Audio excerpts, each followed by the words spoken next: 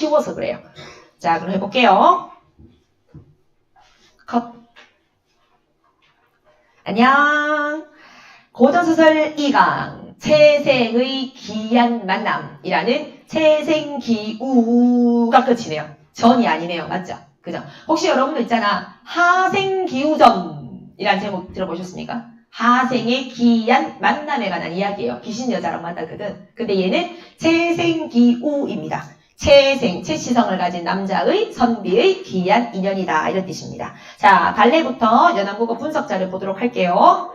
자, 갈래 야담계 소설이다. 우리 야담이라고 그래가지고 야한 이야기가 아니고 돌아다니고 있는 흥미를 위한 이야기인데 얘도 소설이네요. 성격에는 특이한 성격이 한 게 있죠. 사실적. 요게 되게 특이하죠. 왜지 뭐 어떤 거길래 사실적인지. 자, 그리고 세태를 반영한 소설입니다. 자, 주제 읽어볼게요. 자, 이제 형광펜 준비하시죠. 형광펜. 나중에 우리가 요거는 모아놓고 반드시 얘들아 고전 산문은 무조건 다 읽어보고 들어가야 돼요. 20개 안 되니까요. 자, 나중에 선생님이 날짜를 줄 거예요. 이번 주는 독감주사 받기 숙제 하나씩. 자, 그 다음에 이번 주는 고전 산문 싹 다 읽어오기 인증 막 이런 거 있지. 그 다음에 뭐 이번 주는 현대소설 한번 줄거리 내가 준 거 한번 읽어오기 인증 뭐 이런 거 있죠. 이렇게 귀찮은 숙제를 막 낼 거예요. 자, 그 다음에 뭐 고전 가사는 선생님이랑 볼 거니까.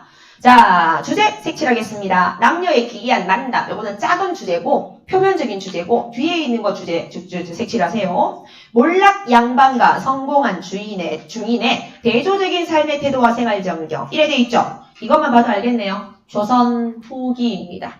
조선 후기 신분제 붕괴 조선 후기에 신분제 흔들림. 신분제가 완전히 몰락한 게 아니거든요. 신분제가 흔들림. 됐죠? 자, 그리고 돈, 물질 가치가 상승. 이것도 중요합니다. 돈이나 물질적 가치가 상승한 시대상을 반영하고 있습니다. 자, 시대상을 많이 반영하는 소설이야. 요게. 그래서 저 조선 후기로 넘어갈수록 어때요? 우리 신분제도가 족보 사고 파는 것도 흔해질 정도로 좀 신분제가 붕괴되기 시작을 하죠. 자, 근데 플러스 돈 있는 사람들이 권력이 올라가는 세태가 반영되어 있습니다.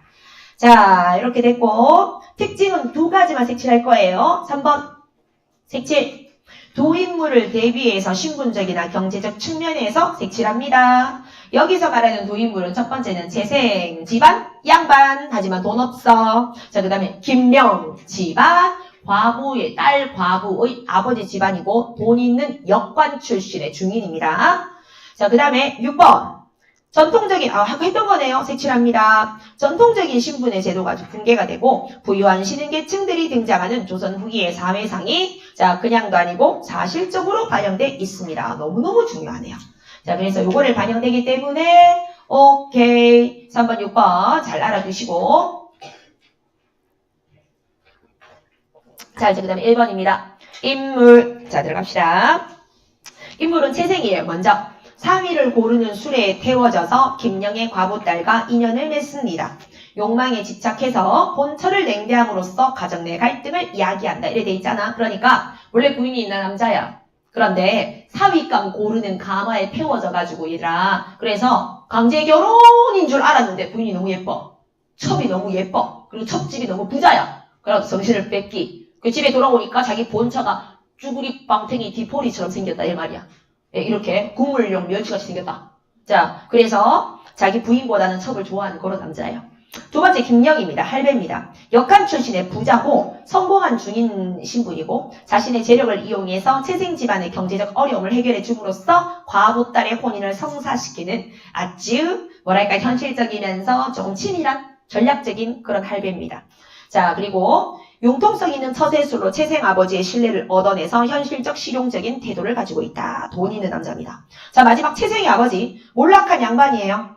체면 중시하고 제사 중시하고 입신양명 좋아하고 도덕 윤리 좋아하지만 나중에는 결국 돈 택합니다. 자, 이까지만 봐도 얘들은 내용 알지 않겠어요? 내용 줄거리 좀 알겠죠? 다 넘어가시고 뒷장 줄거리 보겠습니다. 줄거리 어휴 재밌겠다. 이것만 보고 나면은 진짜 나중에 기억날 거야. 이거는 쉬워서. 줄거리. 조선 영조 때에 숭례문 바깥의 말년에 채생이라는 가난한 선비가 살았어. 그의 아버지는 몰락한 양반이어서 가문을 다시 일으키려는 목적으로 자 채생을 엄하게 가르칩니다. 한식을 앞둔 어느 날 아버지의 명에 따라 성묘를 하러 가는 길에 채생은 어느 대저택으로 납치되어서 아리따운 청춘가무와 비밀 결혼을 하게 돼요. 자, 그 문제는 아버지한테 말하지 않은, 원래 보통 옛날에 다 정략 결혼을 하고, 정혼을 하고 하잖아. 자, 근데 안 그러고 이제 바로 그냥, 아무튼, 나이트를 지내게 됩니다. 비밀 결혼을 한다. 채생이 아버지 몰래 첩으로 맞이한 청춘가부는 여건이자 큰 부자인 김영의 외동딸. 김영은 혼례를 치르기도 전에 신랑이 죽어서 과부가 되어버린 딸의 처지를 애초롭게 여겨서 딸을 재혼시키고자 새벽에 하인들을 거리로 내보내서 처음 만나는 젊은 남자를 강제로 데려오게 했는데 우연하게도 그 대상이 채생이었던 것입니다. 채생이 아버지는 뒤늦게 그 사실을 알고 급대노해서 아들을 혼내고 김영을 불러 꾸짖습니다. 자, 채생의 아버지가 몹시 흥분한 것과는 달리 김영은 시중 침착한 태도를 유지하며 채생의 아버지가 원하는 대로 두 집안 사이 인연을 끊기로 하는 것 우리 교재에 있습니다. 그러나 이후에 김영은 극심한 가난에 시달리는 채생 집안을 적절한 데 계속 돈으로 도와주고 시종일관 사려 깊은 태도와 능수능란한 대처 능력과 따뜻한 인간미를 보여주는 걸 보니까 여러분들 오히려 김영 집안이 더 좋은 집안 같죠? 맞죠? 그죠? 그래서 작가가 아무래도 이 상인계층이 사람을 좀 좋게 평가하나 봐. 훨씬 더 융통성이 있고 좀 실용적인. 근데 사실 이제는 납치한 거 잘못된 거죠. 그 납치한 사람이 너무 좋아한다는 게 문제지. 그지? 자, 계속 도우면서 했습니다. 자, 해서 보여주어서 아버지가 차츰 고집을 꺾고 마침내 김영에게 모든 것을 의지하게 만들어요. 김영의 슬기롭고 교묘한 계획이 순조롭게 실행됨에 따라 김영의 딸은 채생 집안의 며느리로 잘 지내고 공부인과도 잘 지냅니다. 돈 주는데요.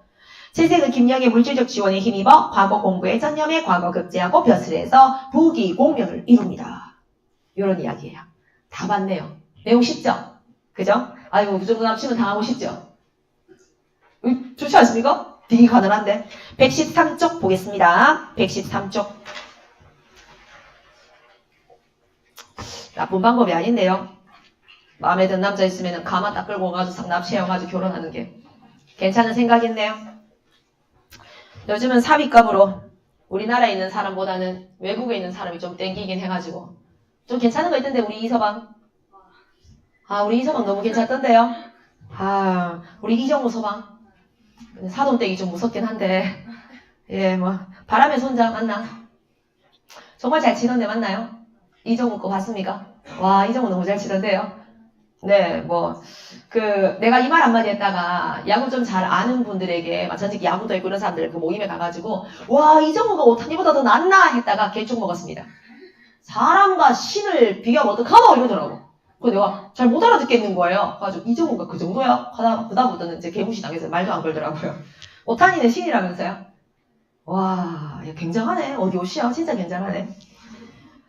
자, 장난입니다. 네.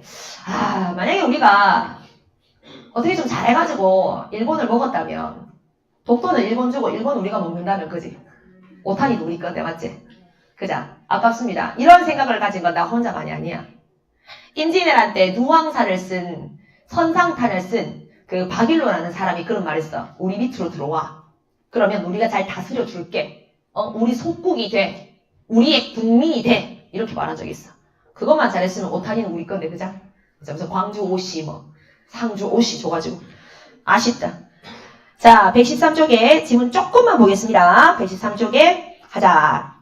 채생이 아버지에게 잘 다녀왔다는 인사를 하자. 아버지는 산소가 어떠냐고 급히 묻고 또 정성스럽게 재개하고 제사를 지냈는지 물었다. 그 아버지 성격이 지금 제사를 되게 중시하는 성격이죠. 자, 제사를 중시합니다. 유교적 가치 가지고 있네요. 이것만 봐도 유교적 가치, 이것만 봐도 김영을 거부할 거란 느낌이 바로 들어요.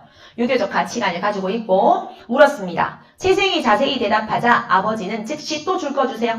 아버지가 장난 아니네. 즉시 글 공부를 하라고 명령했습니다. 자, 아버지의 성격 일단은 엄격하죠.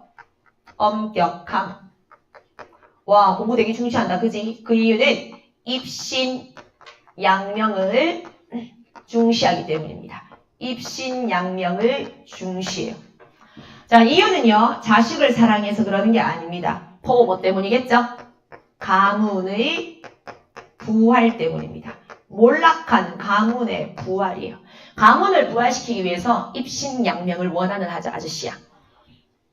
계속 채생은 비록 입으로는 소리되어서 글을 읽었지만 완전히 마음은 김노인의 집에 가 있었습니다.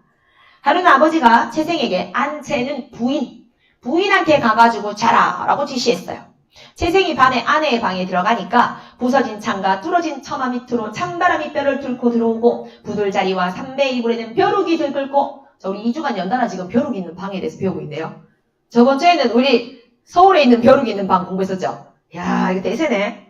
아내는 나무 비녀에 댕강한 짧은 치마를 가난하니까 떼낀 얼굴이 삐쩍 말라 뾰족해졌다. 아까 선생님이 디포리라도 그랬지? 멸치, 국물용 멸치 닮았다고 빽딱 말랐던 거야. 자, 근데 비유해서 그때랑 대조해서 니견줄 끈 거. 재생은 좋은 마음이 전혀 없어서 아내와 말 한마디 나누지 않았어. 자, 뭐가 생각이 났을까? 김노인의 향기로운 집에 있는 김영의 딸이 생각이 났던 거야. 예쁘고 돈 많았으니까. 자, 이제 밑에 시입니다. 재생은 원진의 시 한 구절을 자, 지가 쓴 건 아니에요. 읍조를 씁니다. 넓은 바다. 자, 넓은 바다 동그라미 치시고 김영의 집입니다. 김영의 집. 아, 김영의 집에 갔었는데 거기 가보니까 강물은 하찮아 보이고 강물 세모 치세요. 현재 자신의 집입니다. 현재 자신 처지.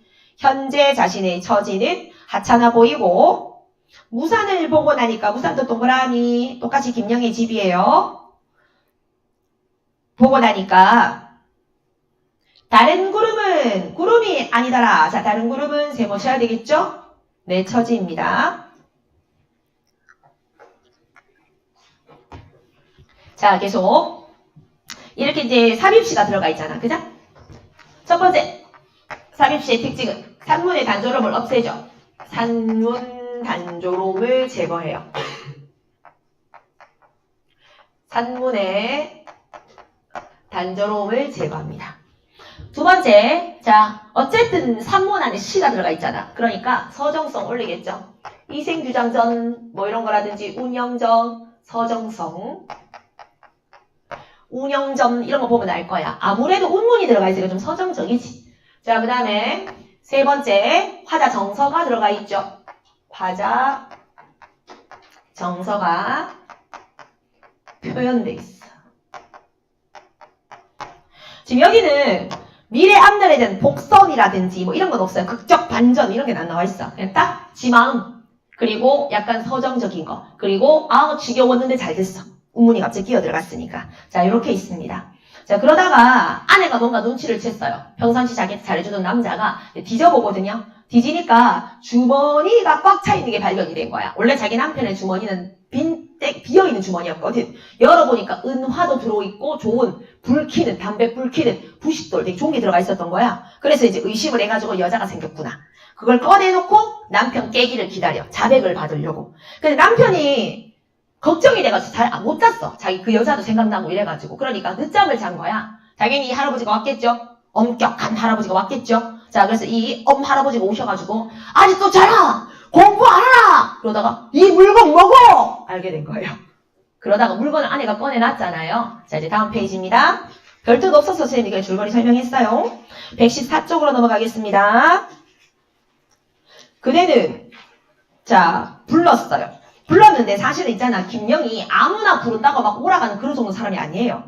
하물며 있잖아. 재상에 불러도 잘 안 오는 사람이에요. 왜냐면 돈이 너무 많아가지고 모든 사람들이 나를 대접을 하거든요. 근데 부르니까 이제 왔어요. 자기 딸 때문에. 오니까 그대는 얘를 무너뜨리고 딸의 음분을 음란함을 도와서 자신의 행실을 그르치고 내 아들까지 그르쳤어. 왜 그런 거요? 자, 이렇게 김영이 그러니까 김영이 말해요. 사위를 고르는 수레가 공교롭게도 너의 아드님을 만났으니 피차간의 불행을 이루다 말할 수 없습니다. 그러니까 나도 불편하고 니도 싫은가네. 하지만 지금은 물이 흐르고 구름이 사라지듯 두 집안이 평안하니까 서로 간섭하지 알고 왜 아직까지 둘이 같이 살고 이런 게 아니니까 지금은 괜찮으니 자 간섭하지 않고 살면 그만이지 뭘 이렇게 나한테 자꾸 지랄을 하고 그러세요. 됐지? 그러니까 뭐야? 너와 나가 싸울 필요도 없고 비난할 필요가 없으니까 그냥 이거는 무마하자. 자 하니까 앞으로 이렇게 하지 맙시다. 이렇게 얘기했어. 자 근데 중략 부분 줄거리. 김양은 채생 집안이 공경에 처할 때마다 적절하게 도움을 주어서 채생 아버지의 환심을 얻음으로써 자신의 딸이 채생 집안의 며느리가 되려고 자 어때? 은근슬쩍 뒤에서 계속 도와줍니다. 이후에 커다란 새 집을 지어 채생 부부를 살게 해주고 채생의 부모를 모셔오게 하자. 채생의 엄마는 바로 옮기고자 하지만 아버지는 체면 때문에 새 집에서 살기를 거부합니다. 체면과 명분이 있어서. 그러다가 가끔씩 놀러간 그 집에 웃음이 끊이질 않고 너무 화목하고 부잣집인 거예요. 그동안 자기 방까지 미리 만들어줬어. 너무 좋게. 그래서 결국은 그 집에 들어가서 잘 삽니다. 끝. 네. 이게 끝이에요. 자, 마지막에는 이 채생은 과거에 급제하게 된다. 이런 내용입니다. 고자 3은 2강 끝.